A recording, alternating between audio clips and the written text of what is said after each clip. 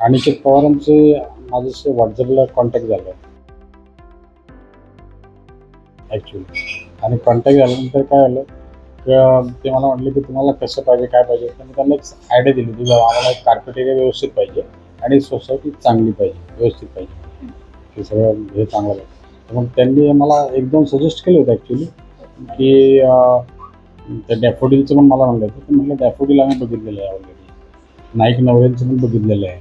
नाईक नवऱ्यांचं पण आम्हाला छोटा वाटला आणि ते विषय सोडून दिला. मग ते म्हटलं की तुमच्या ह्याच्यानुसार तुम्हाला मी एक सजेस्ट करतो की कोहिनूरचा प्रोजेक्ट बघा म्हटलं. कोहिनूरला अभिमानचं जे आहे ते चांगलं आहे, तुम्ही बघा. त्यामुळे आम्ही ॲक्च्युली नाईक नवरेंच्या तिकडे जवळजवळ 90% कन्फर्म केलंच होतं. परंतु म्हणलं चला आता पवारांनी सांगितलेलं आहे तर म्हटलं आपण तिकडे जाता तर बघूनच जाऊ काय असेल ते. आणि आम्ही अचानकच मग तिथे गेलो, तुमच्या कोहिनूरमध्ये गेलो अभिमानच्या तिथे. आणि गेल्यानंतर मग आम्हाला जरा ते सगळं एकदमच व्यवस्थित वाटलं, म्हणजे ताबडतोब. आणि मग लगेच ते जुहीने वगैरे आम्हाला दाखवलं ते पटापट.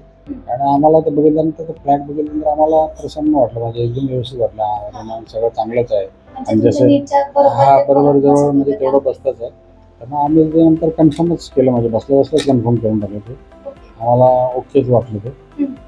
खाली 2 नंबरला पण होतं आणि वरती 11 नंबरला पण होतं, पण आम्ही 11 नंबरचं कन्फर्म करून टाकलं आणि व्यवस्थित वाटलं. म्हणजे त्या हिशोबानुसार बाकी जसं आता आमची ही सोसायटी आहे जवळजवळ तसंच, म्हणजे तिथं पण सेम टू सेम आहे, म्हणजे हा एन्व्हायरमेंट सगळं कसं आहे.